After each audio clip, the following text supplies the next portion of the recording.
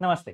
T-E-T exam, शिक्षक पात्रता परीक्षा. तर या परीक्षेची आपण ऑनलाईन तयारी करून घेतोय गणित या विषयाची आणि अ, तर गणित ह्या विषयाचा आजचा आपला टॉपिक आहे रिकाम्या जागी योग्य संख्येला. अतिशय छोटासा टॉपिक हे तुमचा सिलेबस आहे पेपर 1 व पेपर 2 चा. ठीक आहे.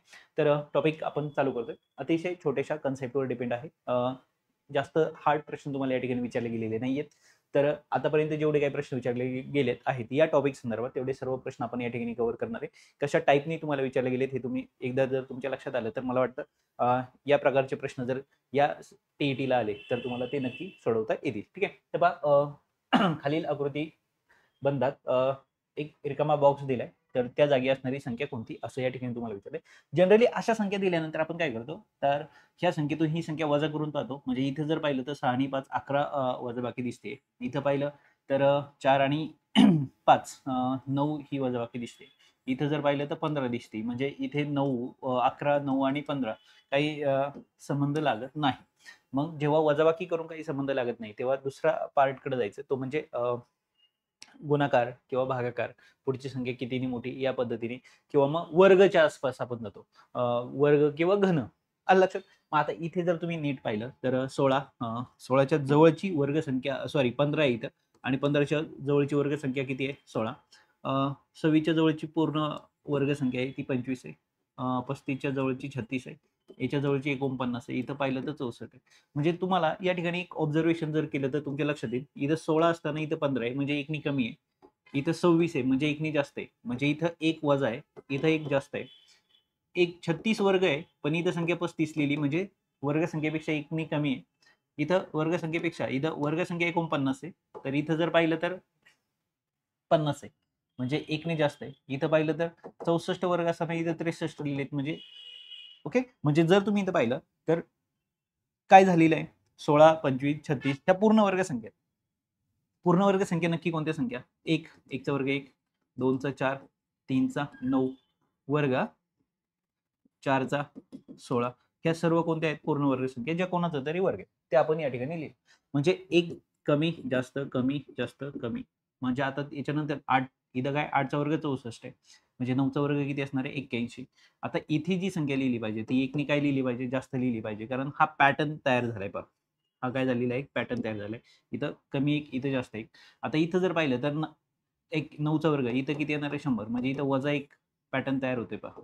लक्षात आलं? म्हणजे इथं जी संख्या लिहिली जाणार आहे ती यापेक्षा 1 नी काय आली पाहिजे? जास्त म्हणजे पर्याय क्रमांक 3.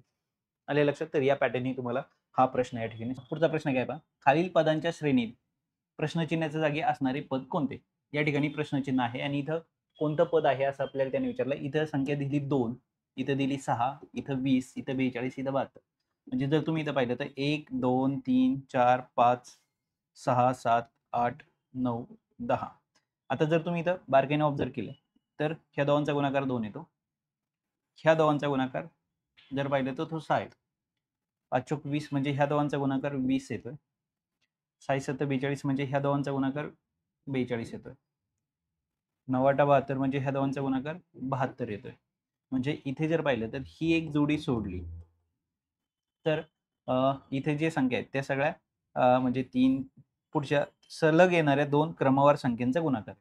आता इथं 10 नंतर काय येणार आहे? म्हणजे हे मी इथं कंटिन्यू करतो.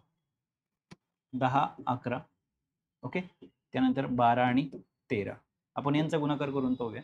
आता इथे जर पाहिलं तर ती संख्या काय येईल? 110 येईल आणि इथं जर पाहिलं तर 13 दुणे 26, 7 ला 1, 13 आणि 1 14 सॉरी 26 म्हणजे 2 आले. 13 का 13 15 156 म्हणजे मधली जी संख्या असणार आहे ती किती असणार आहे? 110 असणार आहे. पर्याय क्रमांक 3. आले लक्षात? तर सलग येणाऱ्या संख्येचा काय केलेला आहे या ठिकाणी गुणाकार केलेला मी तुम्हाला डायरेक्ट उत्तर सांगतो. ठीक आहे. आता इथे जर पाहिलं तर खाली आकृती बंधात परत रिकामी जागा एक दिलेली आणि येणारी संख्या कोणती असं विचारलंय. इथं जर पाहिलं तर 7चा गॅप आहे. इथं जर पाहिलं तर तो गॅप तुम्हाला किती दिसतो इथं?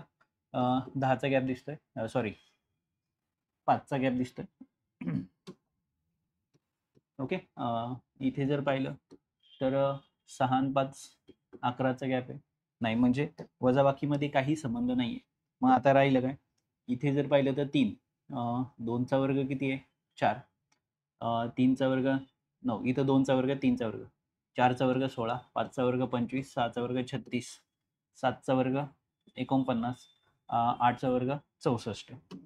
म्हणजे इथं मी सगळे काय लिहिले, वर्ग लिहिले. आता इथं जर पाहिलं तर एकनी काय झालंय, रिवर्स झालंय, सेम पहिल्या प्रश्नासारखं. इथं पाहिलं तर एकनी काय झालंय, प्लस. इथं पाहिलं एकनी रिवर्स, इथं पाहिलं एकनी प्लस, इथं पाहिलं एकनी रिवर्स. म्हणजे इथं काय असलं पाहिजे, एकनी प्लस असला पाहिजे. म्हणजे सॉरी, एकनी प्लस म्हणजे ही इथली जी संख्या आहे एकनी प्लस म्हणजे थोडक्यात इथं संख्या कोणती येणार आहे, 50 पर्याय क्रमांक 3. आले लक्षात? ठीक आहे. त्या पुढचा प्रश्न पुन्हा जर पाहिले तर इथं 10 म्हणजे 9च्या जवळ, 16, 25, ओके, इथं 36, इथं 49. मला वाटतं हा प्रश्न तुम्ही सोडवू शकता. ठीक आहे. त्यानंतर त्याच्या पुढचा प्रश्न काय सांगितले पहा, इथे स्टार 2 दिले, इथे एक स्टार दिला आणि या क्रियेचे उत्तर खालीलपैकी पर्यायांपैकी काय असू शकेल. आता इथे जर पाहिलं तर हे 2 नंबरच नाहीत आणि तरी तुम्हाला विचारलं इथं कोणता आकडा असेल, तर सिंपल आहे. काय करायचं, याचा शेवटचा अंक पाहायचा आणि याचा शेवटचा अंक पाहायचा. या दोघांचा जर मी गुणाकार केला तर 8 चोक किती येणार आहे, 32. लक्षात आलं? 8 चोक किती येणार आहे, 32. म्हणजे शेवटचा जो अंक असणार आहे एकक स्थानचा तो असणार आहे 2. तो 2 असल्यामुळे हे नंबर काय झाले, कट झाले. मग आता राहिला हा एक ऑप्शन आहे आणि हा एक ऑप्शन आहे. यापैकी इथं जर पाहिलं तर 4 अंकी संख्या, म्हणजे इथं 1, 2, 3 आणि 4 अंकी संख्या, त्याला तुम्ही किती, सॉरी 3 बरोबर 4, त्याला कितीने गुणताय तुम्ही, 3 अंकी संख्येने गुणताय. बरोबर. जर तुम्ही त्याला 3 अंकी संख्येने गुणत असाल तर पहिल्यांदा किती अंक येणार आहेत, इथे 4 येते. हा घेताना हे 4 येतील, हा घेताना सॉरी परत हे 4 येतील. म्हणजे तुम्ही जर पाहिलं तर 1, 2, 3, 4, 5, 6, म्हणजे टोटल किती अंकी संख्या पाहिजे, 6. इथं जर पाहिलं तर 5 अंक आहेत. ओके, म्हणजे हा पण कट झाला. इथं पाहिलं तर 6 अंक आहेत, म्हणजे पर्याय क्रमांक लक्षात आला 2. तर या पद्धतीने आपण काय केलेलं आहे, गुणाकार. ही बेसिक मी तर सांगितली तुम्हाला. वरती 4 अंकी संख्या, खाली 3 अंकी. तर गुणाकार करताना आपण कशा पॅटर्नने करतो, तर या पद्धतीने आपण गुणाकार केला आणि ती जी संख्या असणार आहे ती ही असणार आहे. मधले नंबर माहीत नसतानाही सुद्धा आपण ती कशा पद्धतीने शोधली तुमच्या लक्षात आलं असेलच. ठीक आहे. तर या पद्धतीने तुम्हाला हा प्रश्न सोडवायचा आहे. आता इथे जर पाहिलं तर x समचलनात y आहे, तर चौकटीत प्रश्नचिन्हाच्या जागी असणारी संख्या कोणती. आता हे काय दिले, समचलन. आता समचलन जर म्हटलं तर त्याच्यात गुणोत्तर समान असतं. म्हणजे काय, तर x भागिले y ची किंमत काय असते, समान असते. आता नीट पहा, समचलन हे कुठं असतं, समचलन. पण जर व्यस्त चलन असेल, दोन्ही सांगून ठेवतो, तिथं काय असतो, x गुणिले y हा काय असतो, समान असतो. हे नीट लक्ष ठेवा. आता या पॅटर्नचा जर विचार केला तर समचलनात त्यांनी सांगितलंय, याचा अर्थ x/y याचं उत्तर. आता इथं जर पाहिलं तर 2 छेद किती येणार आहे, 5 भागिले इथं किती येणार आहे, 3/5. ओके, मग म्हणजेच आता 2/5 आहे तसंच राहणार. हा जो खालचा छेद आहे ना, हा उलटा होतो. हे भागिलेचं चिन्ह जाऊन काय येतं, गुणिलेचं चिन्ह येतं आणि 3/5 काय होतो, 5/3 होतो. म्हणजे 5 ला 5 कट झाला, उत्तर किती आलं, 2/3. म्हणजे या 1/y इथं उत्तर किती आलं, 2/3 आलं. तर इथे सुद्धा 2/3च उत्तर आलं पाहिजे. ओके, मग आता इथं जर पाहिलं तुम्ही x भागिले y बरोबर. आता खालची संख्या कोणती आहे, 1/2 इथं फिक्स आहे. बरोबर. म्हणजे आता मला वरचा नंबर कोणता आहे माहित नाही, पण ह्या भागिलेचं जाऊन गुणिले इथं 2 छेद काय होणार आहे, 1 होणार आहे. पण मला उत्तर किती आलं नाहीच आहे, उत्तर आणायचंय 2/3 आणायचं. लक्षात ठेवा, 2/3 हे मला उत्तर जर आणायचं असेल तर मला इथं कोणता नंबर लिहिला पाहिजे. आता इथं जर मी 1/3 लिहिला, पहा 1 किती लिहिला, 3 लिहिला, तर 3 का 3 2 म्हणजे माझा पर्याय क्रमांक 1 हे काय झालं, माझं उत्तर झालं. आले लक्षात? तर या पद्धतीने मला हा प्रश्न या ठिकाणी काय करायचा, सोडवायचा होता. त्यानंतर इथं पाहिलं तर पुढील सारणीचे निरीक्षण करून चलनाचा प्रकार ओळखा आणि रिकाम्या जागी कोणती संख्या येईल ती द्या.